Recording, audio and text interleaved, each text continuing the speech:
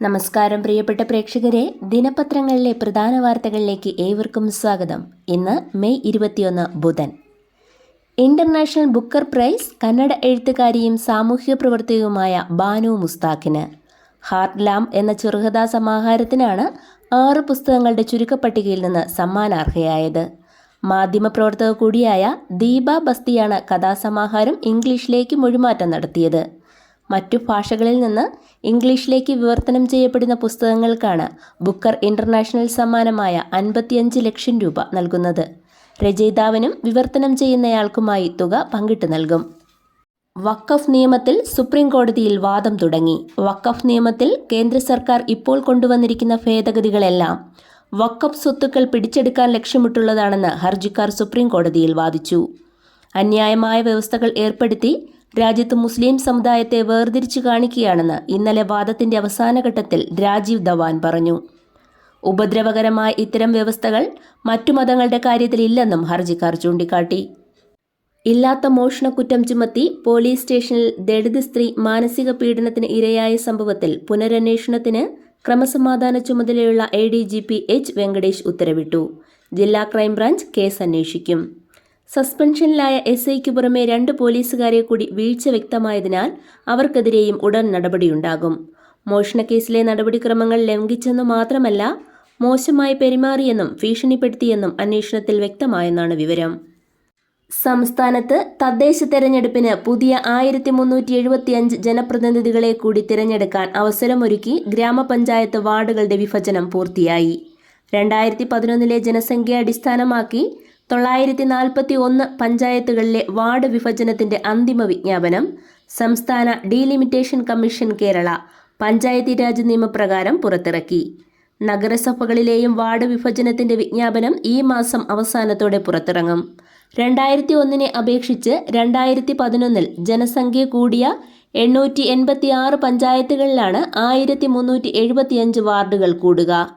ജനസംഖ്യ കാര്യമായി വർദ്ധിക്കാത്ത 55 പഞ്ചായത്തുകളിൽ വാർഡുകളുടെ എണ്ണത്തിൽ മാറ്റമില്ല.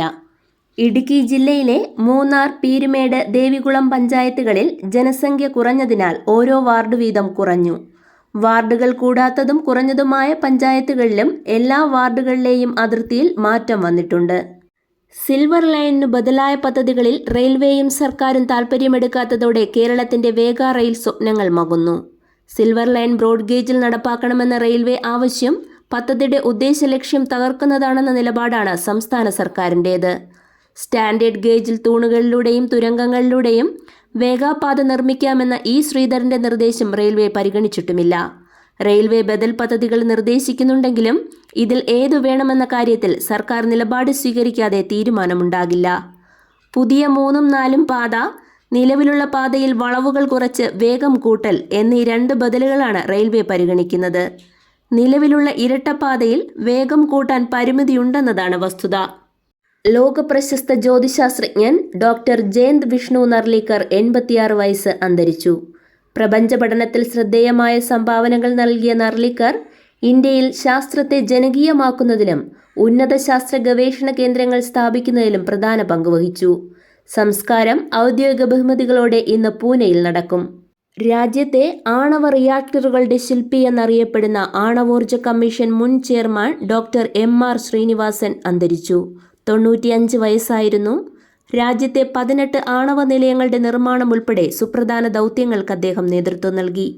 1987 ആണവോർജ കമ്മീഷൻ ചെയർമാനായിരുന്ന കാലത്താണ് അദ്ദേഹം ന്യൂക്ലിയർ പവർ കോർപ്പറേഷൻ സ്ഥാപിച്ചത്. സെക്രട്ടേറിയറ്റിനു മുന്നിലെ സമര പോരാട്ടത്തിന്റെ 100ാം നാളിൽ ആശമാർ 100 സമരപന്തങ്ങൾ കൊളുത്തി തലസ്ഥാന വീതിയിലൂടെ പ്രകടനം നടത്തി. ആശമാരോടുള്ള അനീതിക്കെതിരെ കേരളത്തിന്റെ ജ്വലിക്കുന്ന മനസാക്ഷിയുടെ പ്രതീകമാണ് തീപ്പന്തങ്ങളെന്ന് പ്രഖ്യാപിച്ച് കവി റോസ്മേരി പന്തങ്ങളിൽ തീ പകർന്ന് ആശമാർക്ക് കൈമാറി. ഭീകരപ്രവർത്തനങ്ങൾക്ക് പിന്തുണ നൽകുന്ന പാകിസ്ഥാനെതിരെ ഇന്ത്യ നടത്തുന്ന നയതന്ത്ര നീക്കങ്ങളുടെ ഭാഗമായുള്ള ആദ്യ പ്രതിനിധി സംഘം ഇന്ന് പുറപ്പെടും.